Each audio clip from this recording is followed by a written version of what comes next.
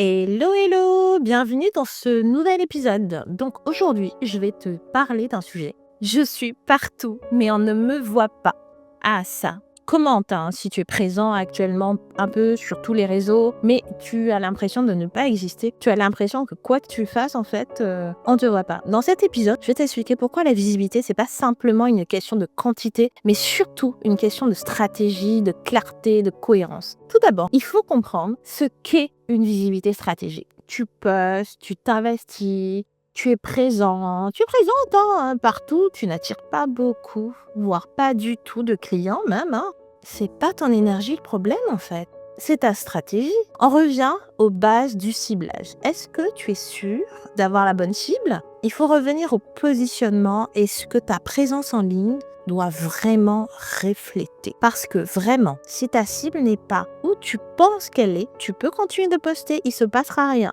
J'ai envie également de t'inviter à réfléchir sur deux mots qui sont pas exactement pareils et qui ne veulent pas dire la même chose. La cohérence et la dispersion. En fait, il y a trop de plateformes, c'est vrai.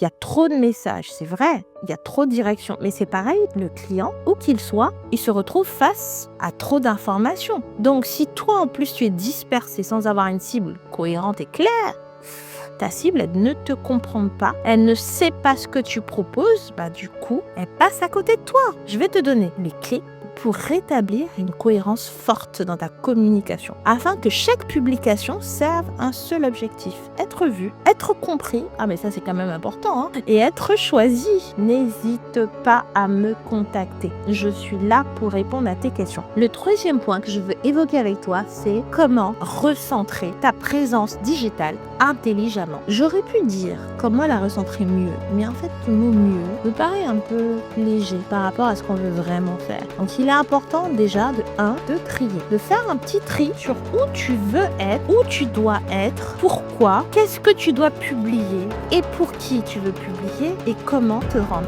incontournable avec moins de contenu. Parce que l'idée, c'est pas de publier tous les jours, de publier à toutes les heures et de publier sans vraie stratégie. Le plus important en fait, c'est de mettre en place une stratégie cohérente avec des tips qui vont t'aider à être remarqué et gagner la confiance de tes prochains clients et surtout qu'ils viennent à toi pour acheter ce que tu as à proposer. Donc si tu es partout en ligne mais tu ne sens pas l'impact, si tu veux arrêter de t'épuiser et enfin communiquer avec clarté sur tes offres, sur tes prestations, sur qui tu es en fait, ce podcast est pour toi. Si tu veux être reconnu en fait pour ta vraie valeur et pas juste pour ta présence en ligne. En tout cas, je suis ravie que tu sois là pour m'écouter. Je t'invite à me recontacter sur un de mes réseaux. Je suis souvent sur LinkedIn. Je pense que tu as peut-être vu passer un de mes posts, mais tu peux également me retrouver sur Facebook et je me ferai un plaisir de répondre à une question que tu aurais sur mon numéro de téléphone ou via mon mail. Contacte-moi et on en parle plus longuement par rapport à un blocage que tu pourrais avoir sur un des sujets que j'ai déjà évoqués. Abonne-toi à ma chaîne, je compte sur toi pour recevoir les nouveaux épisodes et avancer chaque semaine dans ta communication. Je suis Ila Yao de Yao Communication et je me fais un plaisir de t'apporter des tips chaque semaine. À très bientôt!